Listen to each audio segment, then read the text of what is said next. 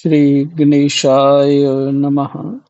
श्री सीतारामाभ्यां नमः।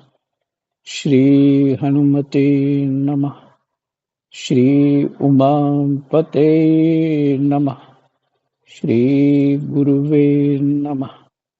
सब संतन की जय जय। जय जय सीताराम। राधे श्याम।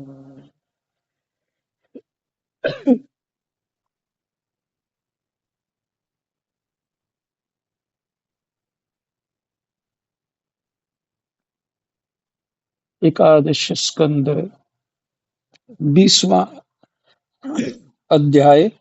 ज्ञान योग, कर्म योग और भक्ति योग का भगवान वर्णन करेंगे।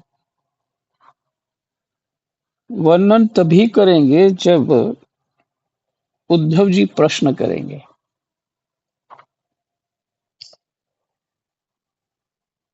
तो प्रश्न तभी जीव के हृदय में उत्पन्न होता है कि उस मार्ग पे होता है जब हम्म, उसका कोई उद्देश्य बन जाता है भगवत प्राप्ति का,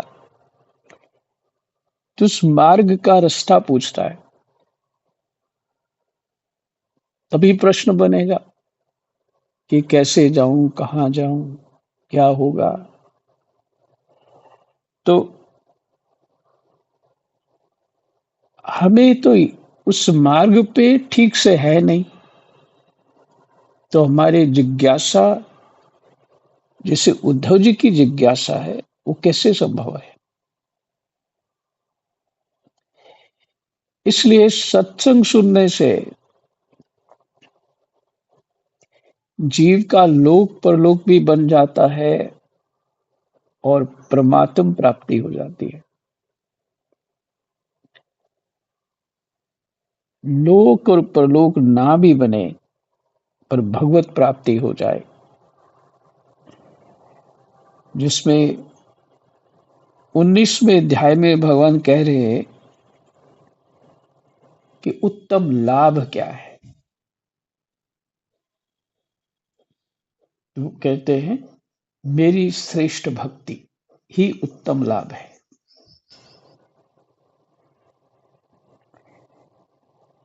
तो उद्धव जी ऐसे स्तर पे हैं, भगवान के सामने सामने हैं और भगवान उपदेश करने वाले हैं। जो हम प्रश्न कदापि कर ही नहीं पाएंगे ठीक से, जो ज्ञान संपन्न उद्धव जी है, वो प्रश्न, और घनिष्ठ मित्र हैं कृष्ण के, वो प्रश्न कर रहे हैं। तो ऐसे प्रश्न को हृदय में उतारना चाहिए।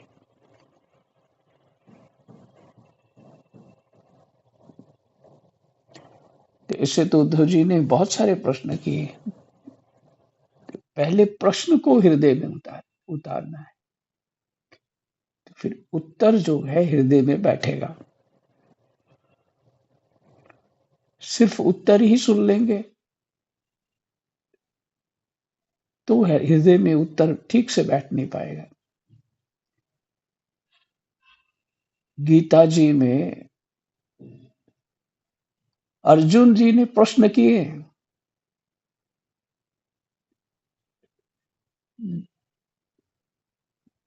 कि मुझे मार्ग बताइए, कि ये जो जिस कार्य में मैं पड़ गया हूं, ये तो मुझे अनुचित लग रहा है,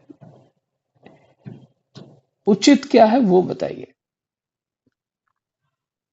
तो वहां भी प्रश्न और उत्तर हैं पूरी गीता में। पूरी भागवत में प्रश्न और उत्तर हैं। तो ये क्या है, जिज्ञासु कैसा होना चाहिए। जिन जिज्ञासुओं ने प्रश्न किया है, कितने ऊंचे स्तर के हैं। तो ऐसे प्रश्न हमारे हृदय में जब बैठेंगे, तुम्हारा स्तर भी ऊंचा होगा।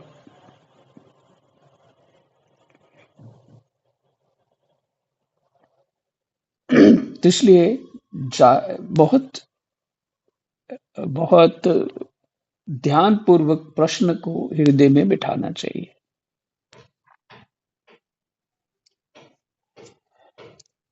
चलो पाठ शुरू करते हैं। फिर से प्रश्न को आज पुनरावृत्ति करेंगे। कृष्णाय वासुदेवाय हरये परमात्मने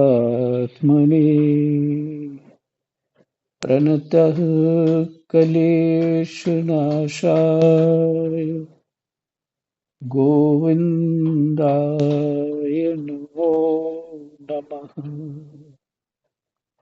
गोविन्दाय नमो नमः।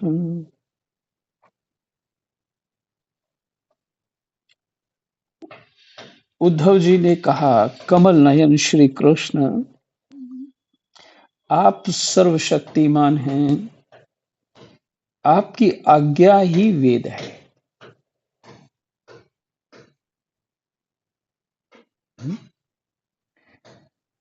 ब्रह्मा जी की उत्पत्ति हुई भगवान के नाभि कमल से, तो ब्रह्मा जी ने कहा, क्या मुझे क्या करना चाहिए? भगवान जी ने आज्ञा दी, ये लो वेद, इसके अनुसार सृष्टि रचना करो। उसी तरह ब्रह्मा के शरीर से बहुत सारे उत्पन्न हुए, ऋषि इत्यादि भी, और भी बहुत। पहले सृष्टि स्त्री और पुरुष से नहीं थी। एक प्रकार से सृष्टि जो उनका संकल्प होता था ब्रह्मा जी की, वैसी सृष्टि उत्पन्न हो रही थी। बाद में शंकर जी को भी यही काम दिया था, तो शंकर जी ने तो कुछ दूसरे ढंग की सृष्टि करी, इसलिए ब्रह्मा जी ने कहा रोक दो सृष्टि को।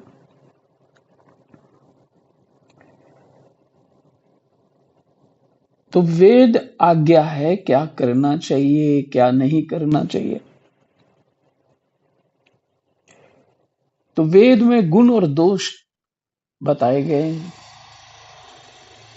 विधि, क्या विधि है, क्या निषेध है,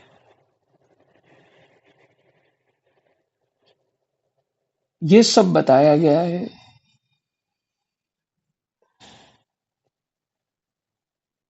तो दोष परीक्षा जब तक नहीं करेंगे तो आप दोष का सुधार नहीं कर पाएंगे। तो गुण और दोष,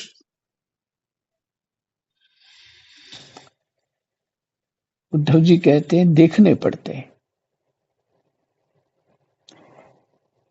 वर्णाश्रम भेद,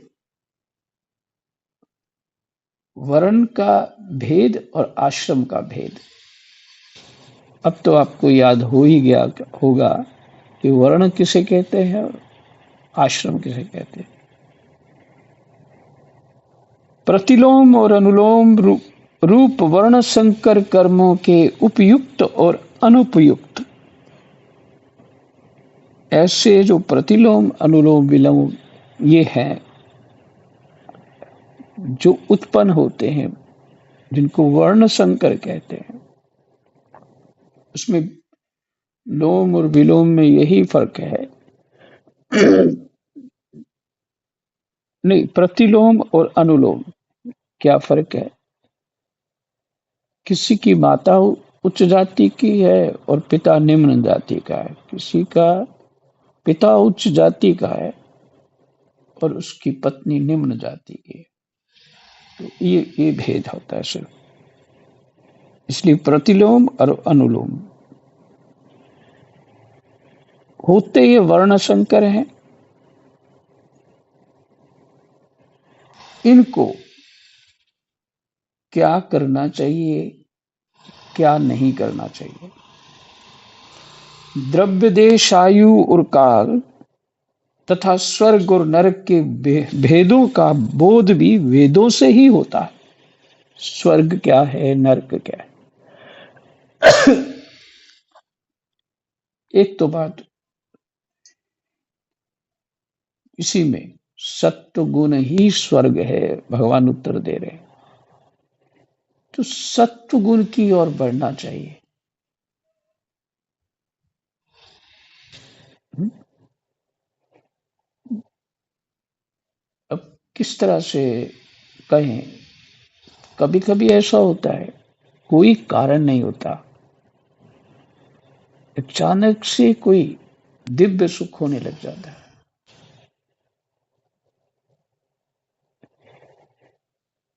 कोई कारण नहीं होता। तो सत्व गुण जब भी आपका बढ़ेगा, ऐसी स्थिति आएगी। और तमोगुण में तो वो आलस्य, क्रोध, प्रमाद, और बुद्धि काम नहीं करती। रजोगुण में बस जोश आता है कि ये करना है, वो करना है, ऐसे करना है, वैसे करना है। संसार के प्रपंच में उसको बड़ी रुचि हो जाती है। तो सत्वगुण में इसके विपरीत, जैसे उद्धव जी सत्वगुणी हैं, भगवान तो त्रिगुणातीत हैं, तीनों गुणों से परे। उद्धव जी की एक प्रकार से वैसी ही स्थिति है, लेकिन अभी वो शरीर में सत्व गुण विशेष है, वो सिद्ध है।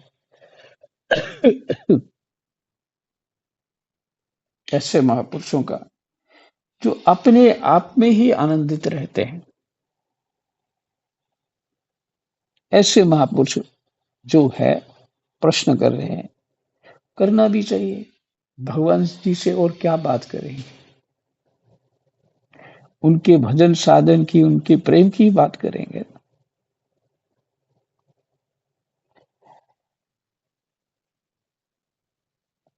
इसमें संदेह नहीं कि आपकी वाणी ही वेद है, परंतु उसमें विधि निषेध ही तो भरा पड़ा है।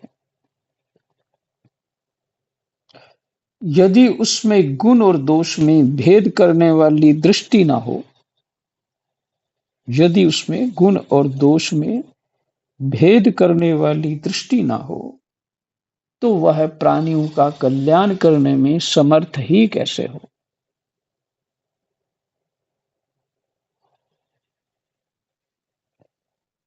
वेद रूपी आपकी वाणी में विधि निषेध ही है।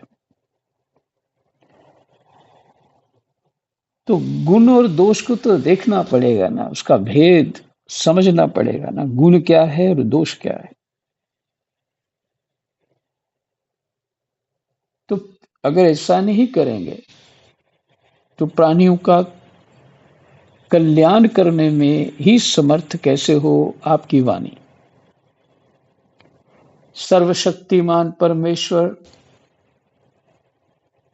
आपकी वाणी वेद ही पितर, देवता और मनुष्यों के लिए श्रेष्ठ मार्ग दर्शक का काम करता है। क्योंकि उसी के द्वारा स्वर्ग, मोक्ष आदि अदृष्ट वस्तुओं का बोध होता है।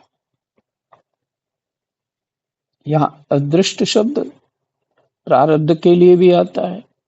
तो अदृष्ट शब्द जो हमें दिखाई नहीं देता, समझ नहीं आता है, पर वहां पे हमारी सेंसेस, बुद्धि नहीं जा सकती, तो उनका भी बोध हो जाता है। इससे भगवान हैं, ऋषि मुनि हैं, और भी जो शास्त्रों में वर्णन है वो सब है, पर हमें तो कुछ दिख नहीं रहा ना, अनुभव नहीं हो रहा, समझ नहीं आ रहा। इसलिए उसके लिए शब्द लगाया अदृष्ट।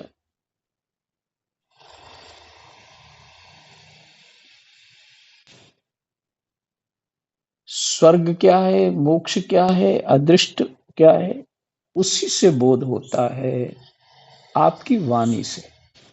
माने वेद से।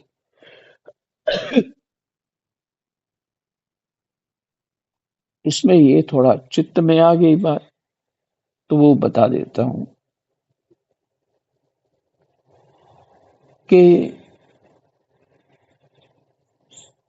जब मैं साधु भी हो गया, 5-7 साल हो गए थे, उससे पहले भी जब घर में रहते थे, तो अक्सर, अच्छा हमारा ब्राह्मण परिवार है, तो वहाँ इस तरह की बातें होती रहती थी। तो उसमें अधिकतर लोग बोलते हैं ये है कि वेद शास्त्रों में कुछ नहीं रखा, वो कोई सिद्ध महापुरुष ही ज्ञान देते हैं, वेद शास्त्रों में कुछ नहीं रखा। क्या वो एक बोल देते हैं,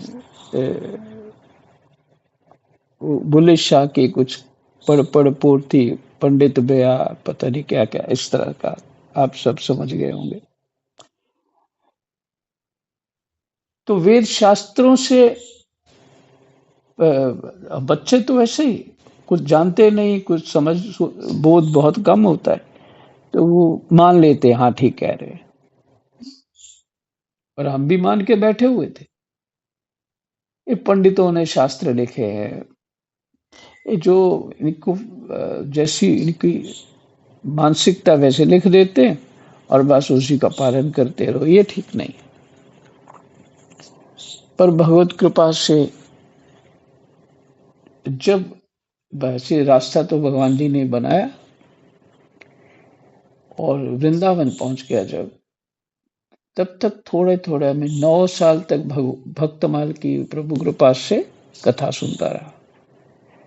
लेकिन वैसा नहीं हुआ जैसा भक्तमाल की कथा 9 साल तक, तो वैसा नहीं हुआ जैसा बोध होना चाहिए था। लेकिन जब स्वयं पढ़ने लगा, और पढ़ाई मेरी गीता जी से शुरू हुई थी, और ऐसे दृढ़चित्त होकर के उसको एकाग्र होके पढ़ने लगा, और किसी से कोई सलाह नहीं करता था। फिर कुछ और भी गीता की टीकाएं थी, उनका विश्लेषण चित्त में ही उनको वो अपने मन में ही उन विचिंतन करते ही रहना, ऐसी आदत पड़ गई थी। तो जैसे जैसे वो समझ में आता था, एक हृदय खिल जाता है, निर्भयता हो गई। इसे लगने लगा कि पता नहीं क्या पा लिया है, ये पता नहीं था कि क्या पा लिया है। पर निर्भयता एकदम, और बड़ी प्रसन्नता, प्रकाशित बुद्धि हो जाती है, ऐसे गीता जी के से हुआ। और फिर कभी वही बातें मैं सुनीता जी से चर्चा करता रहता था। तो फिर सुनीता जी ने कहा कि भागवत जी आप मुझे सुनाइए। मैंने कहा मैंने तो कभी पढ़ी नहीं भागवत जी। तो कह रहे कि चलो हम पढ़ लेते हैं, जो समझ में आएगा वो चर्चा करेंगे आपस में। मैं ठीक है। तो भगवत कृपा से भागवत पढ़ने लगे। गीता की कृपा से भागवत में क्या भाव है वो समझ में आने लगे। कुछ ऐसा होता है, चित्त में कोई ऐसा ज्ञान बैठ जाता है कि आप फिर उसके बाद कोई भी ग्रंथ आपके सामने आए, आप समझ लेंगे कि इसमें ये ग्रंथ राजसिक है, सात्विक है, कि ज्ञान परक है, ये कैसा है, सब कुछ समझ लेंगे। ये गीता जी के प्रभाव से हुआ। तो भागवत जी के जो जो अर्थ समझ में आते सुनीता जी सुनते थे, और वो बहुत प्रसन्न। और फिर ऐसे 2-4 साल चलता रहा। उसके बाद जिसको मेरे घर आता है उसको मैं पसंद नहीं करता था, यहाँ पे मेरी कुटिया में इसको पसंद नहीं, तो वो आया, तो बोला दंडी स्वामी चलो वहां पे ऐसे पढ़ाते हैं। मैंने कहा पंडित लोग क्या पढ़ाते होंगे। तो फिर भी चित्त हुआ, चलो दिखाता हूँ कैसे क्या करते हो। ये तो वहाँ पंडित राजाराम मिश्र जो है, भागवत जी का आरंभ ही चल रहा था, और वहाँ सहज में कोई स्वभाव है ऐसा मेरा कि बड़ी श्रद्धा से मैं वहां बैठा, और सात्विक वातावरण था। और वहां जब वो बोलने लगे, मैं बिना ग्रंथ के बैठा था, बाकी सब बिना ग्रंथ से बैठे थे, ग्रंथ लेके बैठे थे। जब पंडित राजाराम मिश्र बोलने लगे, तो जो मेरे को अर्थ लगते थे वही अर्थ वैसे ही अर्थ कर रहे थे। तो मैं आश्चर्य में पड़ गया, अरे ये तो वेदज्ञ हैं, इनको तो बहुत कुछ पुराणों, संस्कृति, संस्कृत इत्यादि पुस्तकें बहुत कुछ इन्होंने पढ़ा है, तो मेरे को अर्थ ऐसे कैसे लग रहे हैं। लेकिन उनके जो वाक्य थे, कहने के भाव थे, वो बहुत ही सुंदर थे, माने सटीक थे। और मेरे जो वाक्य थे वो वैसे सटीक नहीं थे, पर समझ उसकी थी। तो फिर मैं उनको सुनने लगा। तो ऐसे करके उनके कुछ कुछ शब्दों से मुझे प्रेरणा मिली। और फिर और वो लोग पढ़ाते हैं, उनको मेरे ख्याल है 40 साल हो गया होगा पढ़ाते भागवत जी को, तो उनको तो कंठस्थ हो चुकी है। फिर भी वो ग्रंथ देख करके ही पढ़ाते थे, और सभी ग्रंथ देख करके ही सुनते थे।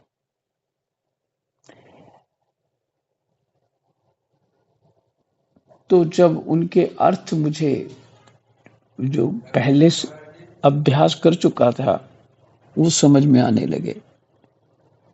एक मिनट होल्ड रख। राम राम जी, सुन पा रहे हैं मेरे? जी महाराज जी, सुन पा रहे हैं। हम्म। तो ये घटना इसलिए, म्यूट कर लीजिए प्लीज, सभी म्यूट कर लीजिए। तो ये सब मैं इसलिए सुना रहा हूं कि जब पूर्ण मन मन और आपके बुद्धि दोनों ये मान लें कि मुझे ये समझना ही है, तो सब तरफ से ध्यान हटा के फिर इसमें चित्त लगाना है, तभी समझ में आएगा।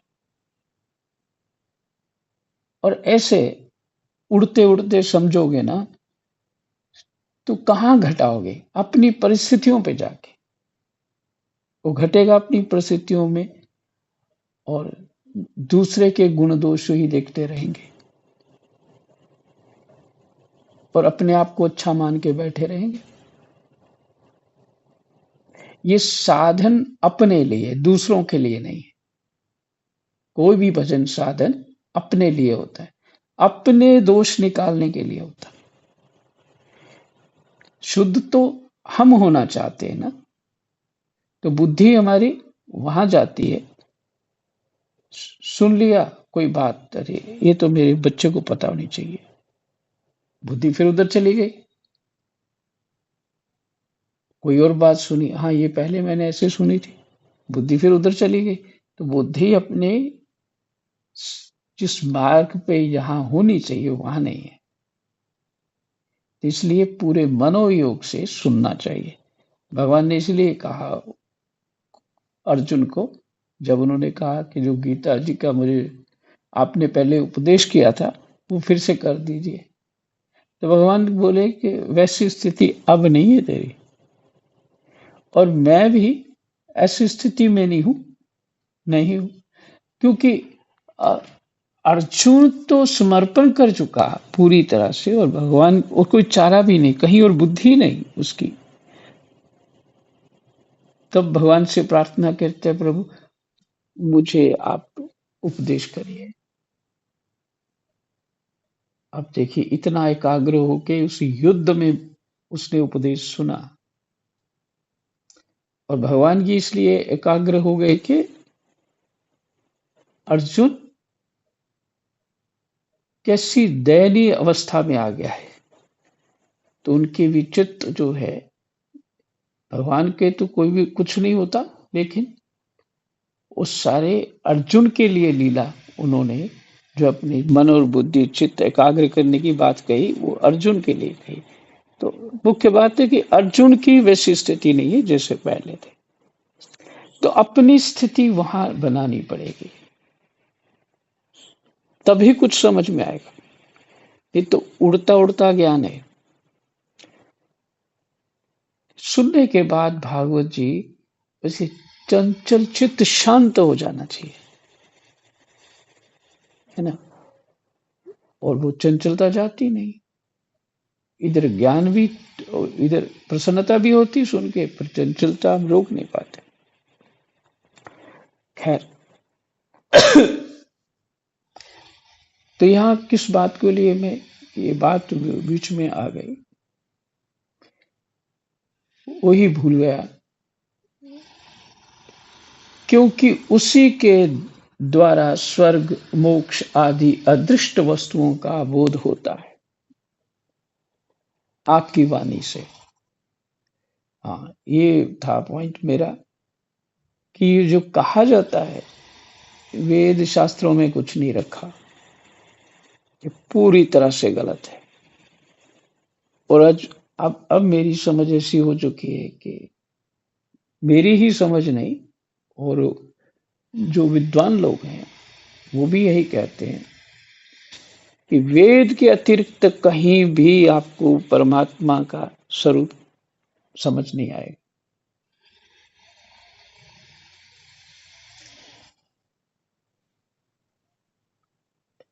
ऐसे कैसे हो सकता है?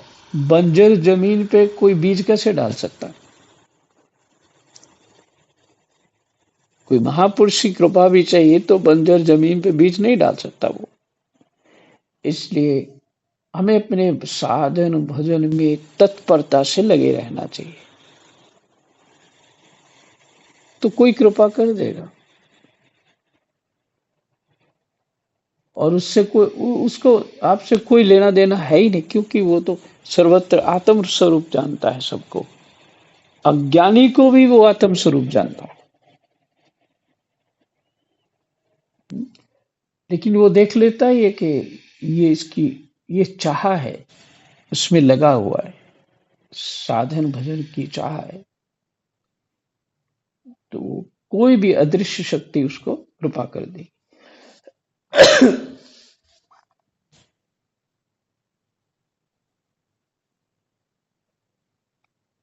और इस लोक में भी किसका कौन सा साध्य है और क्या साधन, इसका निर्णय भी उसी से होता है, वेद से। प्रभु, इसमें संदेह नहीं कि गुण और दोषों में भेद दृष्टि आपकी वाणी वेद के ही अनुसार है। क्योंकि अंत में भगवान यहां बोल देते हैं ना, 19 के अध्याय के अंतिम श्लोक में, कि गुण और दोष देखना ही दोष है। भगवान का जो भाव है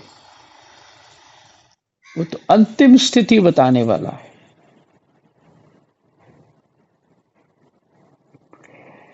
तो अर्जुन, ये उद्धव जी तो हमारे जैसे लोगों के लिए पूछ रहे हैं, क्योंकि उनकी बुद्धि में तर्क चलेंगे, तो उनके पहले ही समाधान कर दिया। तो कहते हैं, प्रभु, इसमें संदेह नहीं कि गुण और दोषों में भेद दृष्टि आपकी वाणी वेद के ही अनुसार है, किसी की अपनी कल्पना नहीं। परंतु प्रश्न तो यह है कि आपकी वाणी ही भेद का निषेध भी करती है, कि भेद अभी अभी भगवान ने कहा गुण दोष नहीं देखना चाहिए, तो भेद का निषेध हो गया। मैंने गुण क्या है, दोष क्या है, ये तो भेद पता होना चाहिए। तो आप कह रहे हैं गुण और दोष देखना नहीं चाहिए, तो आपने भेद का निषेध अभी अभी किया। ये विरोध देखकर मुझे भ्रम हो रहा है। आप कृपा करके मेरा यह भ्रम मिटाइए। अरे राम राम, आज तो प्रश्न पे ही इतना टाइम लग गया। चलो थोड़ा सा आगे उत्तर।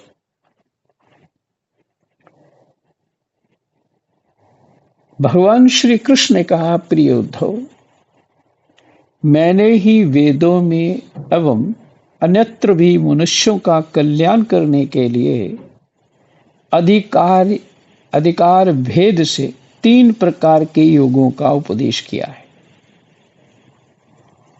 अधिकार भेद क्या हुआ?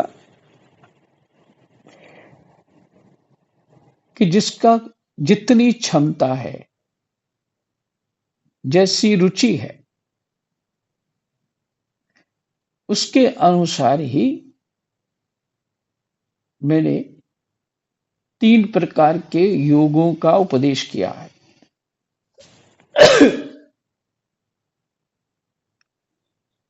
वे हैं ज्ञान, कर्म और भक्ति। मनुष्य के परम कल्याण के लिए इनके अतिरिक्त और कोई उपाय नहीं, कहीं नहीं है। इन 3 योगों के अतिरिक्त कोई और उपाय नहीं है। उद्धव जी, जो लोग कर्मों तथा उनके फलों से विरक्त हो गए हैं और उनका त्याग कर चुके हैं, वे ज्ञान योग के अधिकारी हैं। इसके विपरीत जिनके चित्त में कर्मों और उनके फलों से वैराग्य नहीं हुआ है, उनमें दुख बुद्धि नहीं हुई है।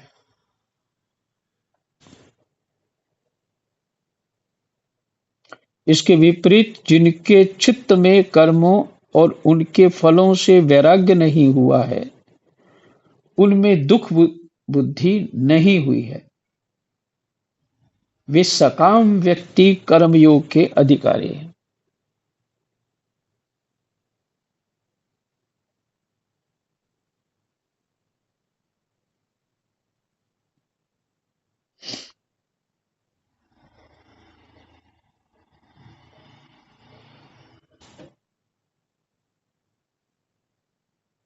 इसके विपरीत जिनके चित्त में कर्मों और उनके फलों से वैराग्य नहीं हुआ है, उनमें दुख बुद्धि नहीं हुई है। माने कर्मों में भी रुचि है और उसके फल की भी चाह है, और उसके फल में जो सुख बुद्धि है वो बनी हुई है, और दुख बुद्धि नहीं हुई, क्योंकि सुख ही दुख का रूप है। सुख जो है वो दुख का ही रूप है। तो उनके लिए कर्मयोग है। वे सकाम व्यक्ति कर्मयोग के अधिकारी हैं। जो पुरुष ना तो अत्यंत विरक्त है और न अत्यंत आसक्त ही, तथा किसी पूर्व जन्म के शुभ कर्म से सौभाग्यवश मेरी लीला कथा आदि में उसकी श्रद्धा हो गई है, वह भक्ति योग का अधिकारी है। उसे भक्ति योग के द्वारा ही सिद्धि मिल सकती है। अब क्या है, हमने देखा देखी गुरु बना लिया और वो उन्होंने हमें पहचाना नहीं कि हमारी मति गति क्या है। तो उन्होंने यही कहना है, भाई आप तो नाम जप करो, ये करो, वो करो, फलाना ढमकाना करते रहो, जो भी है, जो वो सबको उसी में एक ही दवाई देते रहते। तो यहाँ भगवान कह रहे अधिकारी कौन है? तो अधिकारी को जो पहचान के दवाई देगा वही सफल होगा ना। तो इधर सबको भक्ति दे रहे हैं, जिनमें कामना भरी पड़ी है उनको भी भक्ति का उपदेश दे रहे हैं, जिनमें संसार ही उत्तम लग रहा है उनको ही ज्ञान का उपदेश दे रहे हैं, है ना। उल्टी कथा हो गई ना फिर। तो इसलिए भगवान ने इतना ही पढ़ेंगे 8 श्लोक तक उद्धव जी को कारण बताया। ये तभी इसी गुण दोष के ऊपर जो ये बुद्धि में रखना है, गुण दोष बल्कि उसी को स्पष्ट करेंगे भगवान कि क्या गुण है, क्या दोष है, क्या होना चाहिए, क्या नहीं होना चाहिए। आज यही विश्राम। कृष्णाय वासुदेवाय हरे परमात्मने प्रणतः क्लेशनाशाय गोविंदाय नमो नमः। जय जय।